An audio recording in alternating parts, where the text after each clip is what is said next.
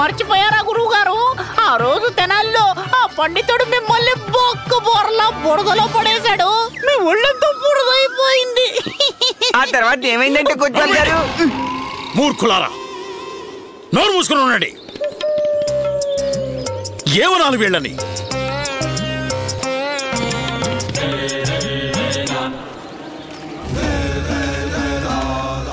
కొత్వాల్, ఆచార్య ఇలా రా. దొంగని పట్టుకోవాలి కదూ? అవునాచార్య. నీ పని పూర్తయిందనుకో. దొంగ దొరికాడా? ప్రతీకార భావంతో ఎంతగా దిగజారారా ఆచార్య? ఇంత నీచానికి ఒడిగడతారా మీరు? నా మీద ప్రతీకారం తీర్చుకోవడానికి మీకు ఇలాంటి అసత్యపు ఆరోపణ చేయాల్సి వచ్చిందా? నిజంగా మీ మనసుకు తెలీదా ఆచార్య? నేను ఏ అపరాధం చేయలేదు. నేను పూర్తిగా నిర్దోషిని. ముంజేతి కంకణానికి అర్థమేమిటి, కరిచే కుక్కకి పళ్ళేంటి? ఇప్పుడే నిరూపిస్తాను చూడు, నువ్వు నిర్దోషవో లేక అపరాధవో అని. ఇది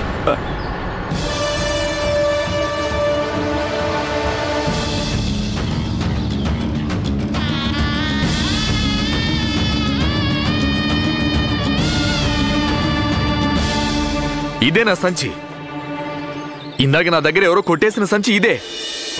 ఇదంతా ఏదో కుట్ర కొత్తాలు గారు నా నిందలు ఇరికిస్తున్నారు. మీకు ధన్యవాదాలు రాజు పురోహితుల వారు, మీకు నా ధన్యవాదాలు. ఎట్టకేలకు ఈ గజ దొంగ చట్టం చేతికి చిక్కనే చిక్కాడు. వెళ్లే దానికి సాక్ష్యం మనం వాణ్ణి దొంగ సొమ్ముతో పట్టుకున్నామని. ఎట్టకేలకు ఈ గజ దొంగ చట్టం చేతికి చిక్కనే చిక్కాడు. వెళ్లే దానికి సాక్ష్యం మనం వాణ్ణి దొంగ సొమ్ముతో పట్టుకున్నామని. అవునండి బాబు, మనమంతా దీనికి సాక్షులం. ఆ గజ దొంగ ఈ మనిషే.